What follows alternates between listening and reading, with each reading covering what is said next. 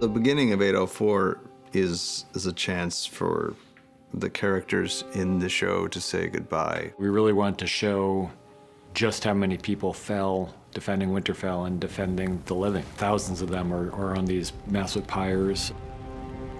The feast scene was a very different tone than the scene in the first episode of the series. Everyone's thinking about what they've just seen and the people they've lost. They've just burnt their comrades' bodies, so it's, it has that kind of appropriate, dark, somber beginning. Dany kind of structures the feast scene in a way. I mean, she's really the person whose emotions and choices are guiding the scene. And things start to shift a little bit when Daenerys calls forward Gendry and names him the new Lord of Storm's End. Gendry. It's almost like, as the queen, she's giving people permission to celebrate what they've done. Things start to relax a little bit. These people did survive, and they won. They emerged victorious. And so what started as a very funereal scene gradually starts to shift into more of a party atmosphere as people get drunker and drunker. That shift does not happen with Daenerys. She's scarred by the events that just took place, but she's also very much thinking about what Jon Snow told her, and she's really shaken when she sees everyone celebrating with him and talking about what a madman and what a king he is for getting on a dragon. He has love and respect from these people that even with the gesture that she just made, she can't ever equal. She realizes that his true identity is a real threat to her if it comes out. So she's in a fairly dark place, and while other people are starting to try to celebrate their survival and their victory, Dany's not in a celebratory mood.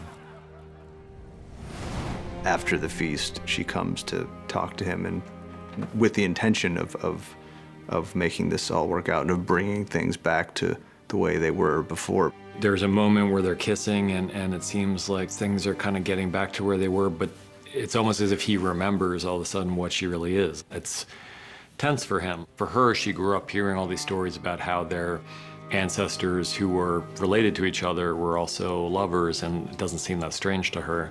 For him, it is a strange thing. Once Dany introduces the idea that everything can be as it was if Jon keeps this secret buttoned down and tells no one, she's introducing a conflict that plays forward. From his standpoint, he's already declared his loyalty to her. He's promised her, and he's a man of his word. But he's also, a family man, and so the idea that he wouldn't tell Sansa and Arya about his true identity, it just seems very wrong to him. I've never been a Stark.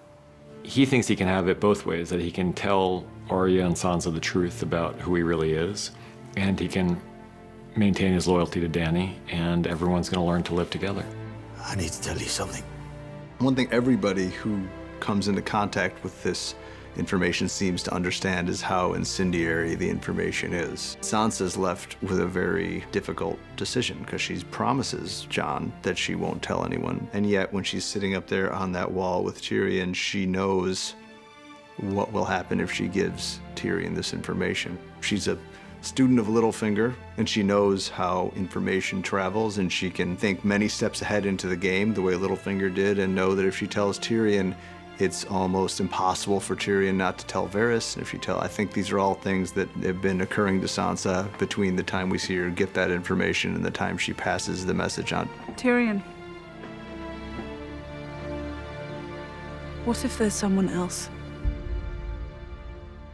I think the Jaime-Brienne relationship has always been fascinating to us because they're such dissimilar characters, and yet there's a real chemistry between them. Tyrion kind of calls out the elephant in the room, and it manages to drive Brienne out of the room, and in doing so, drives Jaime out of the room as well. Even as drunk as they both are, it's impossible for them to confront what they're doing with words, even as they're doing it, until the very end of the scene.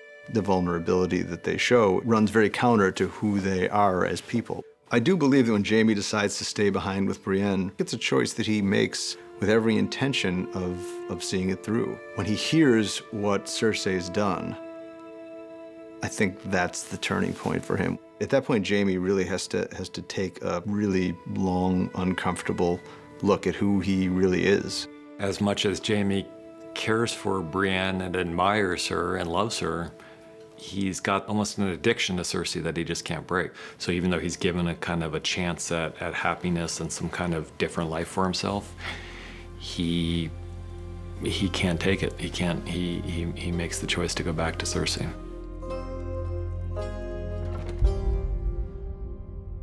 Part of the story here is that while we've been concentrating on Winterfell and the fight against the Army of the Dead, Dany's other enemies have not been just sitting still. They've been planning for the final battle. We saw in season 7 that Qyburn had invented this giant dragon-killing scorpion, and it didn't quite work. Qyburn went back to the drawing board and he made even larger, more powerful scorpions. Dozens of them are now lining the walls of King's Landing, and dozens more are mounted on the decks of the Iron Fleet. While Dany kind of forgot about the Iron Fleet and Euron's forces, they certainly haven't forgotten about her, and they're just waiting for her to come back. By this point, they would have gotten news that her armies emerged victorious and were going to head south, and so they're just waiting in ambush for her return. In some ways, the most important thing that happens to Daenerys in 4 is the death of her second dragon. Now she's got one dragon, and that dragon presumably is just as vulnerable as Rhaegal was. So there's the mourning of a child, which is very real to her. And then their best friend is taken. Dany knows that once Cersei has Missandei, that she's not going to see Missandei alive again. This is a moment for Cersei where she has a chance to maybe to flee and get away if she surrenders, but that's, I think anyone who knows Cersei knows she's not going to make that choice. Her feeling is, if I give up the throne, I'm dead. And so my only chance now is to win. And that's what she says to Ned Stark in season 1. When you play the Game of Thrones, you win or you die. Dany is this young queen coming to try to usurp her, and Cersei's not going to give up the throne that easily. She's captured an enemy, and this is how Cersei deals with enemies. Tyrion's perspective is, you know, while we have these various wars for supremacy and everything, let's not forget about the people who are going to suffer the most from it. He can envision what will happen in King's Landing if these two armies clash and dragons are involved, and it's an obvious catastrophe. She feels like the odds are actually pretty good for her at this point, and she's willing to roll the dice. I think for Cersei, the only good prisoner is a dead prisoner. She's really back where she was at the very beginning. Emotionally, she's alone in the world, and she can't really trust anybody. People have underestimated Dany's strength many times before, and no one's really done very well underestimating her strength. Unlike then, she's extremely powerful, and unlike then, she's filled with a rage that's aimed at one person specifically. I think what's probably echoing in Dany's head in those final moments would be Missandei's final words. Dracarys is clearly meant for Dany. Missandei knows that her life is over, and she's saying, you know, light them up.